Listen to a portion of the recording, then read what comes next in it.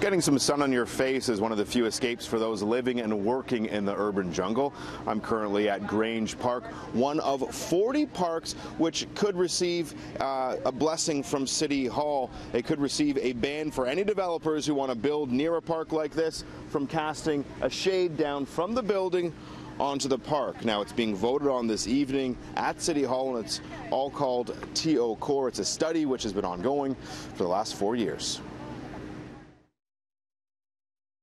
Downtown Toronto has reached a tipping point in that we can handle more development, but only if it's developed in a livable way for the people who live here and work here. And that's what TOcore is all about. One of the things we're doing as we grow up as a city is reimagining how we grow up to make sure it's livable.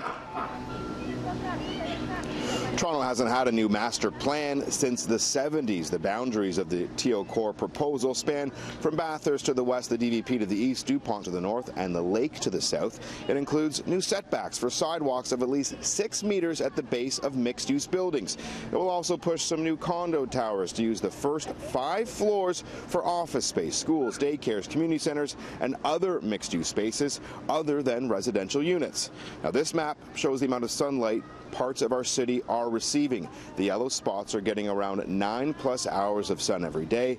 The blue and purple spots are getting less than 2 hours of sun per day. Clara Romero is one of the authors of the proposal council is voting on. She believes it's vital to hold on to the sun we currently have shining down on us on our parks, though others believe the wording in the report might leave the door open for interpretation. When you look at this map, what does it say to you?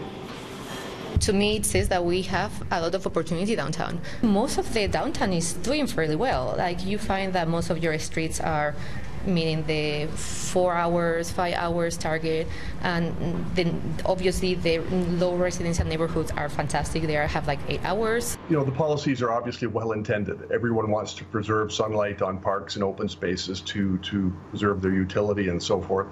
But the wording in a lot of the policies is fairly vague. It comes down to a matter of interpretation. You know, what is minimizing? You know, just because a tower is made a little bit slimmer than would otherwise be acceptable, is that enough to say it's been minimized? You know, the city, if they're opposed to a project, may take a different view and say you're still casting undue shadow on a park or an open space. Now, the vote is still expected this evening on TOcore. I was speaking with Councillor Joe Cressy earlier today. He told me he believes that this vote will be passed by council. He believes this has the backing of almost every single council member. Now, some of you at home might be wondering, what about green spaces and parks at schools? Well, they wouldn't be part of this shade ban that would come into effect as part of TOcore. The study recommends looking further at those spaces.